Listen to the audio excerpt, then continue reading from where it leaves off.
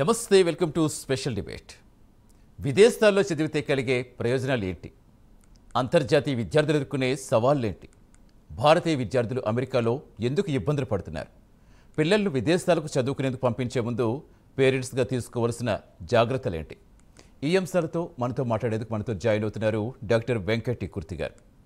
ఇక వెంకట్ గారి గురించి మనకు తెలిసిందే, 3 దశాబ్దాలకు పైగా ఆయన ఔషధ తయారీ పరిశోధనలు, వాటి ప్రయోగాల్లో అపార అనుభవంతో పాటుగా ఆధునిక యుగంలో ఫార్మాతో పాటు డేటా సైన్స్ రంగాల్లో అనేక మందికి మార్గదర్శనం చేశారు. అంతేకాదు అనేక కాలేజీలతో, కళాశాల, విశ్వవిద్యాలయాల్లో సుమారుగా 300కు పైగా సెమినార్స్ కూడా నిర్వహించారు.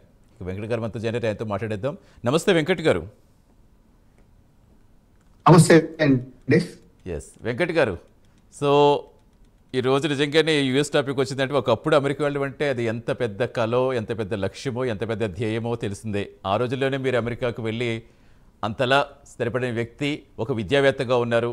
అసలు మొట్టమొదటిసారిగా అసలు విదేశాల్లో చదువులు మీరు ఎలా అడ్వైజ్ చేస్తారు ఒక విద్యావేత్తగా?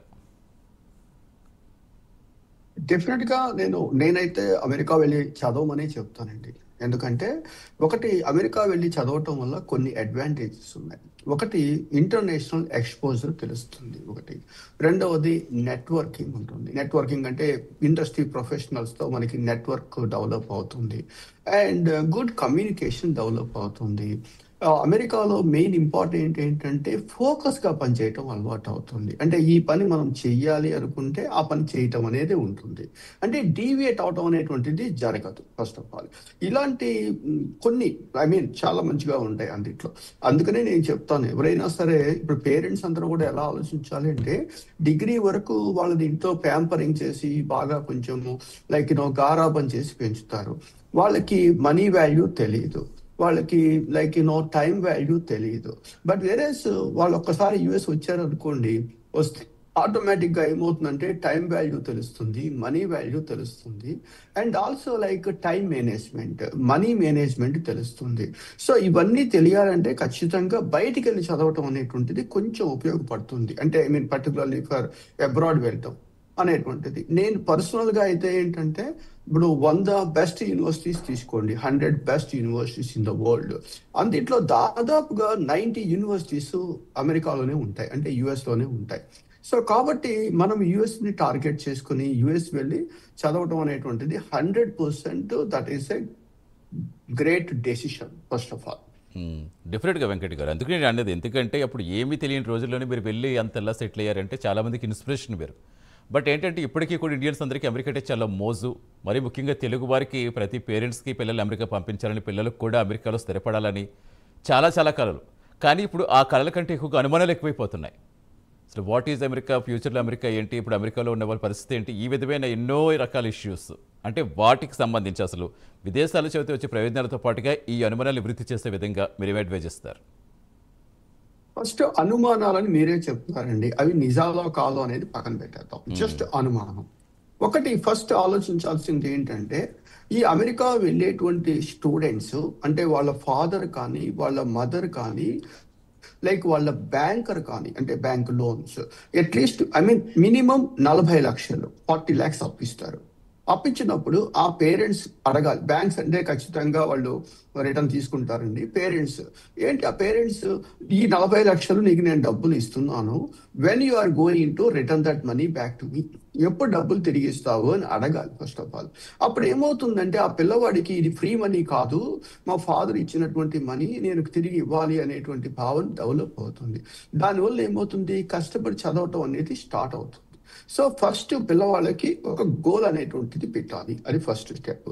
రెండవది, అమెరికాలో ఏంటంటే నిజాయితీ అండి, దట్స్ వెరీ ఇంపార్టెంట్. ఇక్కడ అన్నిటికీ సమస్తానికి మూల కారణం ఏంటంటే మనము నిజాయితీగా లేకపోవటం, అది ఫస్ట్ ఆఫ్ ఆల్. ఇందా మీరు చూసారా అనుమానాలు. అమెరికాలో సక్సెస్ అవ్వాలి అంటే 3 Cలు వదిలేయాలండి. అంటే సి అంటేనేమో సినిమా హీరోస్ యొక్క వర్షిప్. ఫస్ట్ సి గుర్తుపెట్టుకోండి, సినిమా హీరో వర్షిప్. అంటే సినిమాలు చూడొచ్చు, తప్పేమీ లేదు, కానీ వాళ్ళ దానికి పోస్టర్స్ కి, వాటికి కట్అవుట్స్ కి పాలాభిషేకాలు అలాంటివన్నీ మానేయాలి. ఫస్ట్ సి అది. సెకండ్ సి ఏంటంటే క్యాస్ట్ వదిలేయాలండి. మనం అమెరికా లాంటి దేశం వెళ్ళిన తర్వాత క్యాస్ట్ అనేది మర్చిపోవాలి. మూడవది ఏంటంటే కరప్షన్. ఈ 3 మర్చిపోయాం అనుకోండి, ఖచ్చితంగా అమెరికాలో సక్సెస్ అవ్వచ్చు. అనుమానం ఏమీ లేదు. అది ఒకటి. పేరెంట్స్ అమెరికా పంపించేటప్పుడు వాళ్ళకున్న ఫైనాన్షియల్ స్టేటస్‌ని కొంచెము గుర్తుపెట్టుకోవాలి. ఇప్పుడు అమెరికా వెళ్ళటానికి ఫీజుకి 40 లక్షలో ఎంతో అయినాయి అనుకోండి. వాళ్ళు అమెరికా వెళ్ళి ఉండాలి కదా! ఒక అపార్ట్మెంట్‌లోనో ఎక్కడో ఉండాలి కదా! ఉండటానికి షేరింగ్‌లో ఉన్నప్పటికీ కూడా ఒక $800 ఖర్చవుతాయి. 600-800. సో ఫుడ్ ఒక 200 వేసుకోండి. రిమైనింగ్ ఎక్స్‌పెన్సెస్ ఒక 200. టోటల్‌గా ఒక $1000.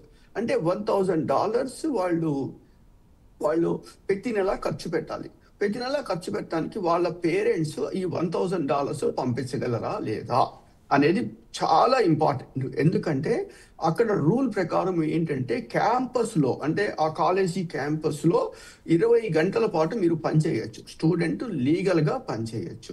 బయట ఎక్కడ పనిచేసినా అది ఇల్లీగలే. అది కరెక్ట్‌గా వాళ్ళకి తెలియాలి ఫస్ట్ ఆఫ్ ఆల్.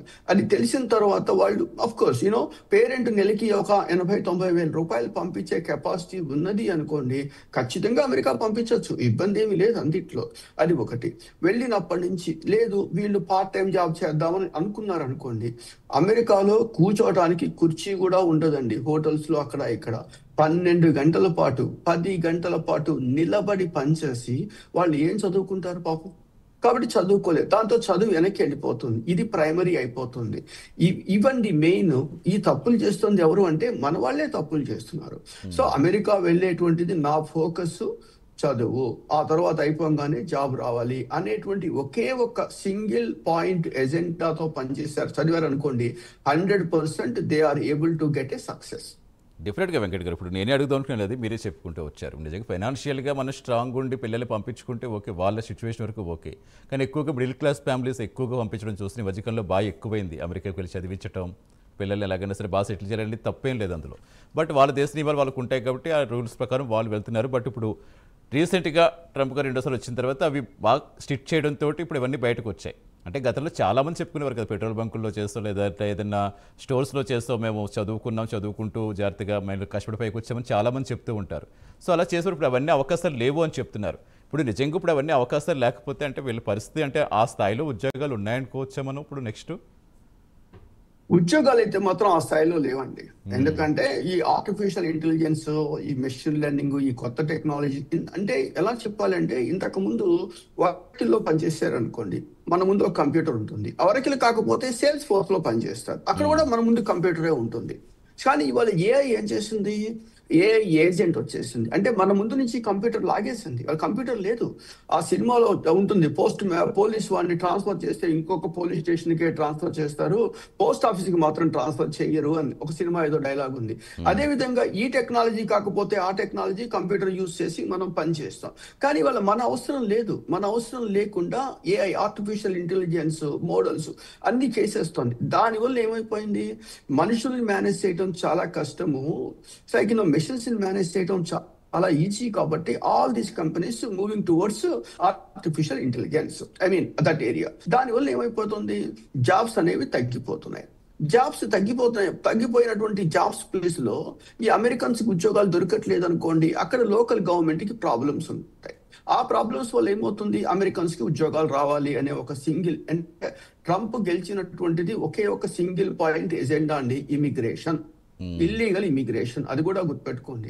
ఇప్పుడు ఈ స్టూడెంట్స్ భయపడాల్సిన అవసరం ఏం లేదండి. ఎందుకంటే లీగల్ గా వాళ్ళు పనిచేస్తున్నంత వరకు వాళ్ళ జోలికి ఎవ్వరూ రారు. మనం ఎప్పుడైతే ఇల్లీగల్ యాక్టివిటీస్ చేస్తుంటామో, అంటే ఇల్లీగల్ అంటే చెయ్యకూడని పనులు చేస్తున్నామో, అప్పుడు వాళ్ళకి ఇబ్బందులు స్టార్ట్ అవుతాయి. సో కాబట్టి అలాంటిది చేయకుండా ఉండాలి. దీనికి ఏంటంటే మనం అవేర్నెస్ కల్పించాలండి. నేను ఇప్పుడు ఇంకోటి కూడా చెప్తున్నాను, నేను ఒక పెద్ద బోర్డు పెడతానండి, ఇంత పెద్ద బోర్డు పెట్టి ఇక్కడ స్విమ్మింగ్ నేర్పించబడును అని పెడతా. అంటే I'm going to teach swimming అని పెడతాను. బ్రాకెట్ లో నాకు స్విమ్మింగ్ రాదు అని పెడతాను. ఎవరన్నా చేరతారా? ఎవరు చేరరు. కానీ వాళ్ళు ఏం జరుగుతుంది, మాకు గుంటూరులో 390 కన్సల్టెన్సీస్ ఉన్నాయి, విజయవాడలో 700 ఎన్నో ఉన్నాయి కన్సల్టెన్సీస్. వీళ్ళందరూ కూడా ఏంటంటే ఏ రోజు అంటే కొంతమంది 90% పీపుల్ అమెరికా మొహం చూడలేదు, అమెరికాలో ఎట్లా ఉండాలో వాళ్ళకి తెలియదు. వాళ్ళు ఏం చేస్తారు, ఈ పిల్లల్ని అక్కడికి పంపిస్తారు. ఇప్పుడు మీకు తెలిసినటువంటి పెద్ద యూనివర్సిటీస్ లైక్ ఏ యూనివర్సిటీ అయినా ఒక్క పైసా వీళ్ళకి ఇవ్వదండి, పెద్ద universities. For example CBIT Chaitanya Bharathi Hyderabad, లేకపోతే ఇక్కడ ఆర్వీఆర్ కాలేజీ గుంటూరు, వీళ్ళు ఏమైనా డబ్బులు ఇస్తారండి? ఇవ్వరు. ఎందుకు? ఆ బెస్ట్ కాలేజెస్. డబ్బులు ఇచ్చేది ఎవరు? చిన్న కాలేజీలు. అమెరికాలో కూడా అంతే. వీళ్ళకి డబ్బులు ఇచ్చేవన్నీ కూడా చిన్న చిన్న కాలేజీలు. అవి అద్భుతమైన కాలేజీలు అని చెప్పి వాళ్ళ దగ్గరికి పంపిస్తారు. అక్కడికి వెళ్ళిన తర్వాత వాళ్ళు ఇబ్బందులు పడతారు. ఇంకా వీళ్ళు పక్కకు వచ్చేస్తారు, వీళ్ళ డబ్బులు వీళ్ళకి వచ్చేస్తాయి వీళ్ళకి. సో కాబట్టి ఏంటంటే స్టూడెంట్స్, మనకి తెలుగులో సామెత ఉంది, గొర్రె వాడిని నమ్మదు, కషాయ వాడిని నమ్ముతుంది అని చెప్పేసి. వాళ్ళు చెప్పే షుగర్ కోటెడ్ కాన్వర్సేషన్ ని వీళ్ళు నమ్ముతారు, నమ్మి అమెరికా వస్తారు. 40 లక్షల రూపాయలు ఖర్చు అవుతాయి, ఉండడానికి దొరకదు. ఇల్లీగల్ గా ఏదో జాబులు చేసుకుంటారు. గత 3 సంవత్సరాల నుంచి దాదాపుగా 150 మంది తెలుగు పిల్లల్ని ఈ హేట్ క్రైమ్స్, తుపాకి పెట్టి కాల్చడమో ఏదో చేశారు. ఎక్కడ జరిగాయండి అవన్నీ కూడా? గ్యాస్ స్టేషన్ లో జరిగాయి most of them. Gas station లో మనం ఎందుకు చేస్తున్నాం? మనం చేయకూడదు అసలు గ్యాస్ స్టేషన్ లో. అలాంటి సమస్యలు మాత్రం దయచేసి ఎవరు ఫేస్ చేయొద్దు. అది ఫస్ట్ ఫండమెంటల్ ప్రిన్సిపల్. డిఫరెంట్గా వెంకట్ గారు, ఇప్పుడు మీరు చెప్పినట్టుగా మన ఎమోషన్స్ తోటి ఆడుకునేది కదా బిజినెస్ అంటే. వాళ్ళంతా వాళ్ళ బిజినెస్ వాళ్ళు చేసుకుంటారు, బట్ మనం చెక్ చేసుకోవాలి అది ఎంతవరకు వాస్తవం, ఎంతవరకు అవాస్తవం అనేది. ఖచ్చితంగా పేరెంట్స్కి బాధ్యత ఉంటుంది. ఇంకా అమెరికాకి వెళ్ళే ఏజ్ వచ్చిందంటే పిల్లలకు కూడా రెస్పాన్సిబిలిటీ ఉంటుంది, వాళ్ళు కూడా ప్రతిదీ చేసుకోవాలి కదా. మీరు చెప్పినట్టుగా ఇప్పుడు ఒక టెక్నాలజీ అప్డేట్ అవ్వడం ఒకటి, మరోవైపు రూల్స్ కూడా స్ట్రిక్ట్ కావడం ఒకటి, రెండూ కూడా ఇప్పుడు ప్రజెంట్ అయితే మాత్రం ఆ రెండూ కూడా స్టూడెంట్స్కి బాగా కొంచెం ఇబ్బందికరంగా మారిన సందర్భం అయితే డెఫినెట్గా ఒప్పుకోవచ్చేమో. ఇంకా భారతీయ విద్యార్థులు, మన ఇండియన్ స్టూడెంట్స్ ముఖ్యంగా పడుతున్న ఇబ్బందులు ఏమంటే ఏం చెప్తారు సార్ అమెరికాలో? ఇబ్బందులు అంటే ఇదేనండి. ఫస్ట్ ఏంటంటే వీళ్ళు చేసే కొన్ని విషయాలు, 8 సంవత్సరాలు ఒక ఫేక్ ఎక్స్పీరియన్స్ పెడతారండి రెజ్యూమేలో, అది పట్టుకుంటారు. అది ఫస్ట్ తప్పు. రెండవది ప్రాక్సీ అంటారు. అంటే ఇప్పుడు మనం మాట్లాడుతున్నాం కదండి, ఇప్పుడు నేను మాట్లాడుతున్నాను, పక్క నుంచి నేను పెదాలు కదిలిస్తూ ఉంటే వేరే వాళ్ళు మాట్లాడుతూ ఉంటారు. అది రెండవ తప్పు. మూడవది ఏంటి? ఒక స్టూడెంట్ అమెరికాలో ఒక గ్రీన్ కార్డ్ రావాలి అంటే అంతా సక్రమంగా ఉంటే ఒకప్పుడు 10 సంవత్సరాల్లో వచ్చేది. ఇప్పుడు 20 సంవత్సరాలైనా వచ్చే పరిస్థితి లేదు ఫస్ట్ ఆఫ్ ఆల్. సో అయినా సరే ఏం చేస్తారు? ఒక దొంగ గ్రీన్ కార్డు తయారు చేసి అది పెట్టుకొని వెళ్తారు, పట్టుకుంటున్నారు. సో ఇవాళవన్నీ మానేయాలండి. ప్లస్ ఇంకోటి ఏంటంటే దానికి ఏం అవుతుంది? అమెరికాలో ఉన్న కన్సల్టెన్సీస్ ఏం చెప్తాయి? నువ్వు 8 సంవత్సరాల ఎక్స్పీరియన్స్ పెట్టు, నీకు $100 per hour వచ్చేస్తాయి, అందులో 70% నువ్వు తీసుకో, 30% నేను తీసుకుంటాను, ఏదో బేరం ఆడతారు. బేరం ఆడినప్పుడు ఏమవుతుంది? ఒక నెల ఖాళీగా ఉన్నా పర్వాలేదులే, అది ఆ రోజులు పోయాయి. ఈ రోజు ఒకటి ఫుల్ టైం జాబ్స్ అండి. ఫుల్ టైం అంటే ఒక 70,000 80,000 ఎంతో, దట్ ఈస్ కొంచెం తక్కువ శాలరీ ఉంటుంది. ఆ శాలరీ జాబ్ తీసుకోవటం, హ్యాపీగా జాబ్ ఆ కంపెనీలో ప్రూవ్ చేసుకోవటం, ఐఎమ్ గుడ్ అని ప్రూవ్ చేసుకున్నారు అనుకోండి, వాళ్ళే H1 ఫైల్ చేస్తారు. ఆ ప్రాసెస్ అనేది నడుస్తుంది. మన వాళ్ళకి ఏంటంటే ఒక్క రోజులో 2 కోట్ల రూపాయలు, అంటే ఒక 200K 150K శాలరీ రావాలి అనేటువంటి కాన్సెప్ట్తో పనిచేస్తారు. ఆ రోజులు పోయాయి. అది ఇప్పుడు ఎందుకంటే 60,000 వచ్చినానండి, 60,000 అంటే ఆల్మోస్ట్ 70,000, 60,000 అంటే ఎంత? Almost like 60 to 70 lakhs. ఇక్కడ 7 లక్షల రూపాయలు బీటెక్ అయిపోగానే వచ్చే పిల్లవాడికి అక్కడ 70 లక్షల రూపాయలు వస్తున్నాయంటే ఆ లెవెల్ ఆఫ్ వర్క్ వాళ్ళు చేయాలి కదా, దానికి తగ్గటువంటి స్కిల్ సెట్ మనం డెవలప్ చేసుకోవాలి కదా. ఇప్పుడు ఒక నది దగ్గరికి వెళ్ళామనుకోండి, ఒక చిన్న కప్పు తీసుకొని వెళ్తే అన్నీ నీళ్లు పట్టుకొస్తాం, అంతేగాని ఈ చిన్న కప్పు తీసుకొని వెళ్ళి ఒక పెద్ద వాటర్ ట్యాంక్ పట్టురావాలంటే కుదరదు. మనం చేసే ఎఫర్ట్స్ ని బట్టే మన రిజల్ట్స్ ఉంటాయి అనేటువంటిది ఒక నగ్న సత్యాన్ని వాళ్ళు అర్థం చేసుకోవాలి. ఫస్ట్ డెఫినెట్ గా వెంకట గారు చాలా మంచి విషయం చెప్పారు. ఆ వాస్తవం గ్రహిస్తే ఖచ్చితంగా ఎవరు కూడా ఇబ్బందులు పడే సందర్భాలు కూడా ఫ్యూచర్ కూడా రావు. ఎస్, ప్రజెంట్ రాకేష్ గారు వెయిట్ చేస్తున్నారు సార్ హైదరాబాద్ నుంచి. నమస్తే రాకేష్ గారు. నమస్తే సార్, మాట్లాడండి, వెంకట గారితో మాట్లాడండి. Hello sir, good evening. నా పేరు గుడ్ ఈవినింగ్, చెప్పండి రాకేష్. నేను యాక్చువల్గా నాది ఎంఫార్మ్ కంప్లీట్ అయింది. నాకు 12 years ఎక్స్పీరియన్స్ ఫార్మా కంపెనీలో ఉంది. సో ఇప్పుడు ప్రజెంట్ నేను అబ్రాడ్ వెళ్ళాలనుకుంటున్నాను. ఎలా ఉంటుంది సిచ్యువేషన్? లేదా ఇక్కడనే ఇక్కడనే కంటిన్యూ చేయమంటారా, అంటే అబ్రాడ్ లో ఎలా ఉంటుంది present situation America? Abroad B pharmacy, M pharmacy అంటే మీరు ఆల్మోస్ట్ 6 years ఫార్మసీ కోర్స్ చేశారు. మీకు కొన్ని నిజాలు చెప్తున్నాను. 2002 తర్వాత మీరు బి ఫార్మసీ పాస్ అయి ఉంటే after 2002 a pharmacy graduate is not eligible to take NAPLEX examination అని గుర్తుపెట్టుకోండి. అదే 2000కి ముందు పాస్ అయి ఉన్నారు అనుకోండి, మీరు 12 years ఎక్స్పీరియన్స్ ఉందంటున్నారు కాబట్టి అప్పుడు మీరు నాప్లెస్ ఎగ్జామ్ రాయొచ్చు, బాగానే ఉంటుంది, చక్కగా ఉంటుంది డెఫినెట్ గా. అది ఒకటి. ఇప్పుడు అమెరికా వచ్చి F1 అంటే స్టూడెంట్ గా వచ్చేసేసి ఏ ఫార్మస్యూటికల్లో లేకపోతే పబ్లిక్ హెల్త్ ఎపిడమాలజీ లేకపోతే సంథింగ్ లైక్ క్లినికల్ ట్రయల్స్ ఈ ఏరియాలో మాస్టర్స్ డిగ్రీ చేసి you have like 12 years of experience అని చెప్తున్నారు. ఈ ఎక్స్పీరియన్స్ రీసెర్చ్ లో ఉందా, మార్కెటింగ్ లో ఉందా, ఇవన్నీ తెలియకుండా మేము కరెక్ట్ గా అడ్వైస్ చేయలేమండి. So better you need to send your resume and then probably on that time I can help in a better way actually. కాకపోతే ఒకటి మాత్రం చెప్తున్నాను, ఖచ్చితంగా మీరు ఐటీ స్థాయిలోనే ట్రై చేయండి. ఇది 2002 తర్వాత పాస్ అయి ఉంటే, 2002కి ముందు పాస్ అయితే నాప్లెక్స్ ఎగ్జామ్ హాయిగా రాసుకోండి. ఛాన్సెస్ పెట్టి much very high to qualifying that examination. ఒకసారి క్వాలిఫై అయ్యారనుకోండి, రిజిస్టర్డ్ ఫార్మసిస్ట్ అవుతారు, బాగానే ఉంటుంది పరిస్థితి. రైట్. థ్యాంక్ యూ రాకేష్ గారు, థ్యాంక్స్ ఫర్ కాలింగ్ అండి. ఎస్ సార్, అంటే మీరు చాలా క్లియర్గా చెప్పారు ఎవరెవరు వస్తే ఎలా చేసుకుంటే వాళ్ళకి కరెక్ట్గా ఉంటుంది అనేది. అసలు ఇప్పుడు జనరల్గా ఇప్పుడు ఎవరైనా సరే మీరు ఇందాక చెప్పినట్టుగా 70 లక్షలు వస్తుంది, 80 లక్షలు వస్తుంది శాలరీ, ఎవరో వచ్చిన వాళ్ళనే వీళ్ళు ఇన్స్పిరేషన్గా తీసుకెళ్ళిపోతారు. కానీ మన దగ్గర ఎంత వర్తుంది అనేది చూసుకోవడానికి కన్సల్టెన్సీలో రెస్పాన్సిబిలిటీ తీసుకోవు, వాళ్ళకి మనీయే కావాలి కాబట్టి ఎస్ వీళ్ళు కూడా ఇంకా అమ్మాయిలో పడిపోతూ ఉంటారు. అంటే డెఫినెట్గా మనం కోర్సు గురించి మాట్లాడుకుంటే అసలు మనం పెట్టిన ఖర్చుకు మించి రిటర్న్స్ రావాలంటే ఏ కోర్సులు ప్రస్తుతం బెటర్గా ఉన్నాయి? ఏ కోర్సు చేసినా పర్ఫెక్ట్ గా చేయాలండి, అది ఇంపార్టెంట్. అంటే ఇక్కడ పర్ఫెక్షన్ అన్న పదం ఎందుకు చెప్తున్నానంటే మన వాళ్ళకి బేసిక్స్ ఉండట్లేదు. బేసిక్స్ రాకుండా ముందుకు వెళ్ళే పరిస్థితి అయిపోతుంది. అది కాదు, బేసిక్స్ నేర్చుకోవాలి. ఎందుకు లైక్ ఐటీ ఇండస్ట్రీలో మన ఇండియన్స్ సక్సెస్ అయ్యారు అంటే ఒకే ఒక reason, Indians are very strong in mathematics. మనం మ్యాథమెటిక్స్ లో స్ట్రాంగ్ గా ఉన్నంత వరకు మనం పర్వాలేదు. ఎందుకంటే మ్యాథమెటిక్స్ పర్సన్ ఏ సబ్జెక్ట్ అయినా త్వరగా నేర్చుకోగలుగుతాడు. ఇప్పుడు మీరు చూడండి, బీటెక్ చేసినా వాళ్ళు ఎంటెక్ చేసినా వాళ్ళు సివిల్స్ తీసుకుంటున్నారు. ఏది హిస్టరీ ఏదో సమ్ సబ్జెక్ట్స్ తీసుకొని క్వాలిఫై ఐఏఎస్ ఆఫీసర్స్ అయిపోతున్నారు. అదే అంటే నేను తప్పడుతున్నాను అనుకోకండి. అదే ఒక BA with history, MA with history, ఆ తర్వాత పిహెచ్డి ఇన్ హిస్టరీ చేసిన వ్యక్తి ఎంతమంది సివిల్స్ క్వాలిఫై అయ్యారు? ఎందుకంటే లాజికల్ థింకింగ్ అనేటువంటిది మ్యాథమెటిక్స్ వాళ్ళకి క్లియర్ గా అలవాటు అవుతుంది. అందుకని చెప్పేసి మనం మ్యాథమెటిక్స్ ని వదిలేస్తున్నాం. ఇప్పుడు ఈ ఫార్మసీ పిల్లవాడు, ఇప్పుడు చెప్తున్న ఫార్మసీ పిల్లవాడు తను ఐటీలోకి వెళ్ళాలి అనుకోండి, వెళ్ళాలంటే ఏమిటి, అతను అసలు ముందు ప్రోగ్రామింగ్ లాజిక్ అంటే తెలియాలి, ఫ్లో చార్ట్స్ అంటే తెలియాలి, లైక్ ఆ తర్వాత ఎల్గారిథం అంటే తెలియాలి, అసలు ప్రోగ్రామ్ ఎలా రాస్తామనేది తెలియాలి. ఇవన్నీ తెలియకుండా స్ట్రైట్ అవే ఎక్కడో ఒక ఇన్స్టిట్యూట్ లో చేరిపోయి నేను ఇండస్ట్రీలోకి వెళ్ళాలి అంటే ఆ రోజులు పోయాయి. ఒకప్పుడు ఉన్నాయండి, ఒకప్పుడు జరిగాయి, నేను కాదంటలేదు. ఇప్పుడు మాత్రం ఆ సిచ్యువేషన్ లేదు. ఫస్ట్ ఆఫ్ ఆల్ అది ఒకటి. అందుకనే నేను అందరికీ ఒకటే చెప్తాను, select right guru first. If you are at right guru, you never did anything wrong. If you are not at right guru, whatever you are doing is wrong. So మంచి టీచర్ని సెలెక్ట్ చేసుకోండి, మంచి గురువుని సెలెక్ట్ చేసుకోండి. అది ఆటోమేటిక్గా that will helps lot. Yes sir, next call wait చేస్తున్నారు. వీరమ్మ గారు తాడిపత్రి నుంచి. నమస్తే అండి. నమస్తే సార్. నమస్తే సార్. నమస్తే అమ్మా, చెప్పండి. సార్ని అడగండి ఎవరు అనుకుంటున్నారు. సార్ మా బాబు ఈ మధ్య రీసెంట్ గా తిరుపతి ఐఐటిలో బీటెక్ అయిపోయింది. ప్రజెంట్ గా జాబ్ చేస్తాను సార్. గేట్ లో మంచి ర్యాంక్ వచ్చింది. ఐఐఎస్సి బెంగళూరులో ఎంటెక్ చేయాలనుకుంటున్నాడు, లేదా అబ్రాడ్ లో ఎంఏ చేసేది మేలా సార్? ఏది బెటర్ సార్? ఐఐటి తిరుపతి అంటే మంచి కాలేజ్ అండి, ఎందుకంటే వాళ్ళకి మెంటర్షిప్ అంతా ఐఐటి చెన్నై నుంచి చేస్తున్నారు. Chennai is a great IIT, మంచి ర్యాంకింగ్ ఉంటుంది.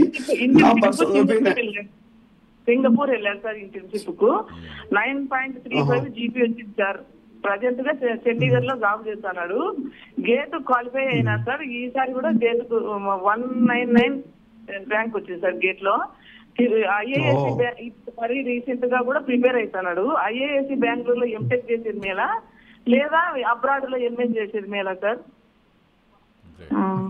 నా పర్సనల్ ఒపీనియన్ అంటే ఐఐఎస్సి కన్నా ఐఐఎం లో ఎంబీఏ చేస్తే బెటర్ గా ఉంటుంది. IIM Ahmedabad something that is good actually. అలా కానప్పుడు తను ఆల్రెడీ ఐఐటిలో ఎంబ్లామ్ ఐఐటి స్టాంప్ అనేది ఉన్నది కాబట్టి బెటర్ యుఎస్ లో కూడా మంచి యూనివర్సిటీస్ అంటే లైక్ ఇప్పుడు యూనివర్సిటీ ఆఫ్ టెక్సాస్ ఆస్టిన్, లేకపోతే ప్రిన్స్టన్, హార్వర్డ్, ఇలాంటి మంచి యూనివర్సిటీస్ లో తీసుకోండి. Definitely he's going to get a success 100%. Right అండి, థ్యాంక్స్ అమ్మా, థ్యాంక్ యూ కాల్ చేసినందుకు. సో చాలా కేర్ తీసుకుంటారని అడిగా చెప్పుకోవాలి. ఇప్పుడు వాళ్ళ అమ్మగారు చేస్తారంటే ఫోన్ అసలు పిల్లలకి ఎలా బాగుంటుంది అనేది. నిజంగా ఎలాంటి కేర్ తీసుకోవాలంటారు మీరు? అడ్వైజ్ ఏంటి, పేరెంట్స్కి ఏమి అడ్వైజ్ ఇస్తారు వెంకట్ గారు? పేరెంట్స్కి ఒకటేనండి, మనము ఒక కాలేజీలో చేర్పిస్తున్నప్పుడు ఆ కాలేజీ మంచిదా కాదా, హాస్టల్లో చేర్పిస్తే మనం హాస్టల్ మంచిగా ఫుడ్ ఉంటుందా లేదా అని ఇన్ని జాగ్రత్తలు తీసుకొని మన పిల్లల్ని మనం పక్కనున్న కాలేజీకే పంపించేటప్పుడు, దేశం పంపించేటప్పుడు వాళ్ళు ఎలాంటి జాగ్రత్తలు తీసుకోవాలి? అసలు ఆ కాలేజీ మంచిదేనా కాదా, ఆ కాలేజీలో ప్లేస్మెంట్స్ ఎలా ఉన్నాయి, ఈ పిల్లవాడికి అకామిడేషన్కి డబ్బులు ఎంత ఖర్చు అవుతాయి, ఎంత మొత్తం ఫీజు అవుతుంది, ఇవన్నీ కూడా ఆలోచించకుండా ఎవరో ఒక థర్డ్ పర్సన్ మాటలు నమ్మి ఈ పిల్లల్ని అక్కడికి పంపించేస్తే అది ఎంతో కొంచెము కష్టంగా అనిపిస్తుంది. ఫస్ట్ ఆఫ్ ఆల్ అది పేరెంట్స్ మాత్రం ఇవాళ కౌన్సిలింగ్ వాళ్ళు తీసుకోవాలి.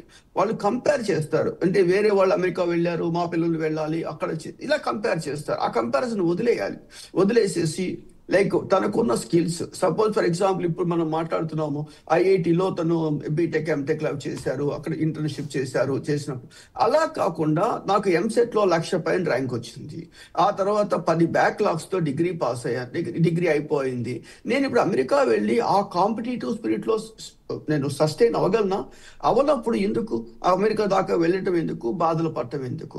ఇదంతా ఏంటంటే పేరెంట్స్ స్టూడెంట్స్ కలిసి కూర్చోవాలి. ఈ ట్రంప్ ఎఫెక్ట్ ఏమిటంటే, ట్రంప్ వచ్చిన తర్వాత మీకు తెలుసో లేదో ఏ ఒక్క రూలు కొత్తగా పెట్టలేదు, ఉన్న రూల్స్ ని వాళ్ళు ఇంప్లిమెంట్ చేస్తున్నారు అంతే. కొత్తగా ఏ రూలు పెట్టలేదండి, ఏ వీసా తగ్గించలేదు. ఫస్ట్ ఆఫ్ ఆల్ ఉన్న రూల్స్. సో జనాలు చాలా మంది అడుగుతారు, అసలు అమెరికాకి H1 అవసరమా అంటారు. H1 అవసరం అంటే ఇప్పుడు అమెరికాకి H1 అక్కర్లేదండి. ఎందుకంటే 93, 92లో H1 స్టార్ట్ అయినప్పుడు కొన్ని 100,000 మంది ఇండియా నుంచి అమెరికా వాళ్ళంతా ఈరోజు ప్రాజెక్ట్ మేనేజర్స్, ప్రాజెక్ట్స్ హ్యాండిల్ చేస్తున్నారు. వాళ్ళందరూ కూడా వాళ్ళ పిల్లలు అమెరికాలో ఎంఎస్ అయిపోయినటువంటి ఇండియన్సే. ఆ గ్రాడ్యుయేట్స్ ని పెట్టుకొని వాళ్ళు ప్రాజెక్ట్స్ చేయగలరు. అలాంటప్పుడు H1 ఎందుకు అమెరికాకి? ఏదైనా పెద్ద వర్క్ ఉందనుకోండి, ఏ కాగ్రోజెంటో TCS ఎవరో ఒకళ్ళు తీసుకొని చేసేస్తారు. సో జనాలు చాలా మంది ఏమనుకుంటారంటే, రేపు H1s క్యాన్సిల్ చేసినా ఇంకోటి క్యాన్సిల్ చేసి అమెరికా మొత్తం పడిపోతుంది అంటారు. ఏది కాదండి, everything is went well. But ఒకటి మాత్రం ఫైనల్గా నేను చెప్పేది, if you have skill nobody is going to stop you. If you don't have skill, nobody is going to help you. Trump కూడా అదే చెప్తున్నారు, అమెరికాకి స్కిల్డ్ పర్సన్స్ కావాలి, లేకపోతే గోల్డ్ కార్డు 60 కోట్ల 70 కోట్ల ఖర్చు పెట్టి గోల్డ్ కార్డు తీసుకోమంటారు. అంటే డబ్బు ఉన్న వాళ్ళన్నా కావాలి, మంచి స్కిల్ ఉన్న వాళ్ళన్నా కావాలి, అంతే. అది అదనమాట ప్రస్తుతం. వాళ్ళు చాలా పర్ఫెక్ట్గా, చాలా కరెక్ట్గా, చాలా ఉన్నారు, వాళ్ళంతా కూడా చాలా క్లియర్గా ఉన్నారు. బట్ మనమే ఇంకా కన్ఫ్యూజన్లో ఉన్నామేమో అనుకోవాలి. అంటే మీరు ఇప్పుడు ఇందాక చెప్పారు, నిజంగా కంపారిజన్ అనేదే అసలు మన పిల్లల భవిష్యత్తుని, మన పిల్లలు మన చేతులారా చేసుకునేది కంపారిజన్ తోటి ఎక్కువగా మనం ఎక్కువగా వాళ్ళ మీద ఎఫెక్ట్ చూపిస్తున్నాం అనిపిస్తుంది. కంపారిజన్ ఒకటి, కాంపిటీషన్ అనేది కామన్గా ఉంటుంది. గతంలో అంటే ఓన్లీ హ్యూమర్స్ మధ్య ఉండేది, ఇప్పుడు టెక్నాలజీతో పోటీ పడాల్సి వస్తుంది. మీరు చెప్పినట్టు కూడా మారిపోతూ ఉంటుంది. ఏఐతో పోటీ పడుతున్నాం, ఏఐ ఇప్పుడు మన జాబులు మీదకి వచ్చే అవకాశం ఉంటుంది. కాబట్టి అసలు ఇప్పుడు ఏం సవాళ్ళు ఉన్నాయనుకో, ఇప్పుడు ప్రజెంట్ స్టూడెంట్స్కి ఇంకా ఎదురయ్యే సవాళ్ళు ఏంటి, వాళ్ళు దాటి ఎలా అధిగమించాలంటారు? దానికి మీరు మ్యాథమెటిక్స్ లో 1 అండి, number 1 to the power of 365 is equal to 1. అదే 1.01 అన్నాం అనుకోండి, 1.01 to the power of 365 ఎంత, 37 పాయింట్ సంథింగ్. రోజు ఏదో ఒకటి నేర్చుకోవాలి వాళ్ళు. అలాంటప్పుడు మీరు చూడండి, 1 to the power of 365 into 4 years, 4 వేయండి, ఎంత వస్తుంది? బిగ్ నెంబర్ వస్తుంది. సో మనము ఒకటిగా ఉన్నాము అనుకోండి, కాలేజీ వెళ్ళిపోయేటప్పుడు ఒకటిలాగానే మిగిలిపోతాం. రోజు ఏదో ఒకటి నేర్చుకున్నాం అనుకోండి, ఏదో ఒక టెక్నాలజీ లేకపోతే కమ్యూనికేషన్ లేకపోతే ఇంకోటి నేర్చుకున్నాం అనుకోండి, అది డెఫినెట్ గా హెల్ప్ అవుతుంది. సో కంపల్సరీగా continuous study, continuously improving your skills, that is more and more important. ఖచ్చితంగా డైలీ మనం ఏదో ఒకటి నేర్చుకుంటే డెఫినెట్గా ఏది రాందంటూ ఏముండదు, ప్రతి ఒక్కరు నేర్చుకున్నదే కదా. ఎస్ డెఫినెట్గా ఫైనల్గా ఇచ్చే అడ్వైజ్ ఒకటి క్లోజ్ చేద్దాం సార్, సమయం అవుతుంది. ఫైనల్గా అడ్వైస్ ఒకటేనండి, very simple. Success and excuses never talk together. If you want to get a success, Yes. don't give any excuses. If you are giving excuses, you never get a success. Success yes super sir super చాలా valid చెప్పారు yes thank you so much Venkata thanks for joining అండి ఇది ఇవాళ special debate నమస్తే